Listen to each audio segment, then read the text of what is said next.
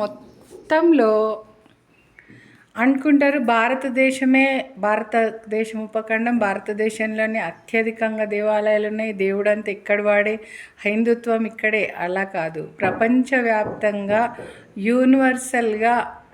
Universal అని దేన్ని అంటారు? ప్రపంచవ్యాప్తంగా ప్రకృతి మాత ఇమిడి ఉంది అని చెప్పి శివతత్వం చెప్తుంది.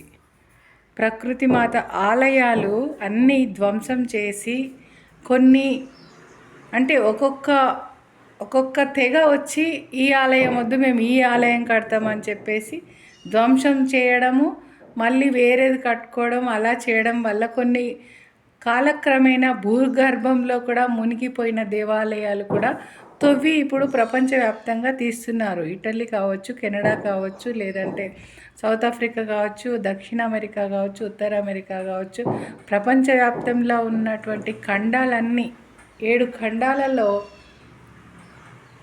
మొత్తంలో భగవంతుడు ఉన్నాడు.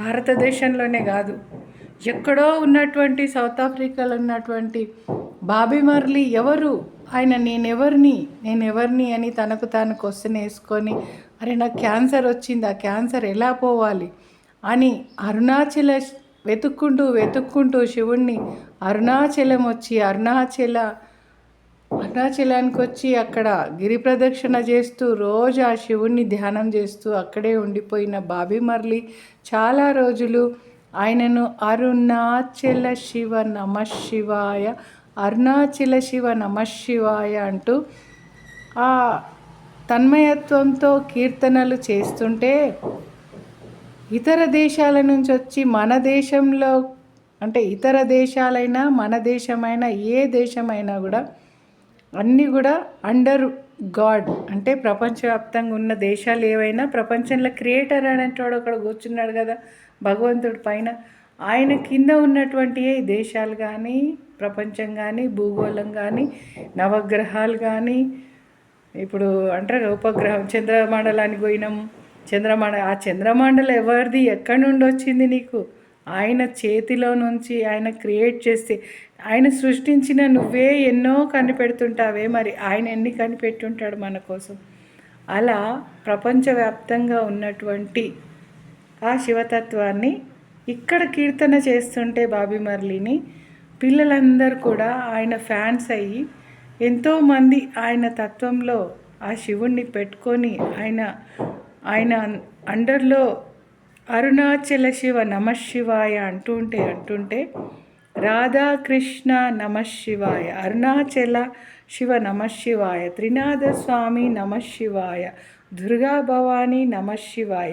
ఎందులో లేడు శివుడు? అన్ని శక్తి స్వరూపాలలో గణేశ శివ నమఃశివ, అన్నింటిలో శివతత్వం ఇమిడి ఉంది అని తెలియచెప్పడమే లక్ష్మీ అయినా కుబేరుడైనా ఎవరైనా అండర్ ద గాడ్ శివుడు ఇస్తేనే అన్నమాట.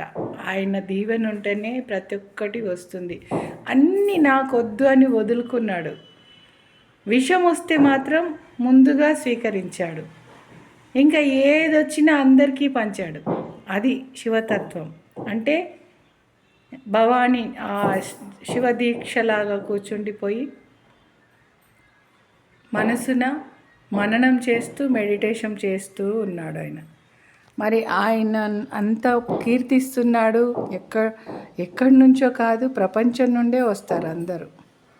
భారతదేశం నుండి రావచ్చు, సౌత్ ఆఫ్రికా నుంచి రావచ్చు, అమెరికా నుంచి రావచ్చు, కెనడా నుంచి రావచ్చు, ఎక్కడి నుంచైనా రావచ్చు. భక్తులు వచ్చి ఆయనను తన్మయత్వంతో కీర్తనలు చేస్తుంటే ఆయనని టీషర్ట్స్ల వెనుక భాగంలో, ఆయన ముందు భాగంలో టీషర్ట్స్ పైన, హృదయం పైన ఆయన ఫోటోలను ధరించారు. బాబీ మార్లీ ఫోటోని. ఆయన తత్వం ఇంకేమేమి తెలియచెప్పాడో తెలియదు ప్రజలకి. మరి ఆయన యొక్క ఫోటోని అలా ఎవడీడు గింగిరాల జుట్టేసుకొని ఎట్లనో రాక్షసునిలా కనపడుతున్నాడు, వీడెవడు, వీని టీషర్ట్ మీద ఎందుకు వేసుకున్నారని అసహ్యంగా చూసిన నాకు ఇది ఒక భక్తుడు తెలియచెప్పాడు. అది నేను విని అతను అంత గొప్పవాడా, ఆయన సింగరా అని చెప్పి అప్పుడు నేను తన్మయత్వంతో నేను కూడా అరుణాచల శివ నమఃశివాయ, అరుణాచల శివ నమఃశివాయ అంటూ నేను కూడా ఆ కీర్తనను పాడాను.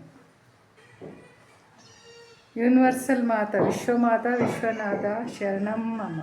విశ్వనాథ, రాధాకృష్ణ నమశివాయ, శంభో శంకర నమశివాయ, త్రినాథస్వామి నమశివాయ, దుర్గా భవాని నమశివాయ, లక్ష్మీదేవి నమశివాయ. ఎవరైనా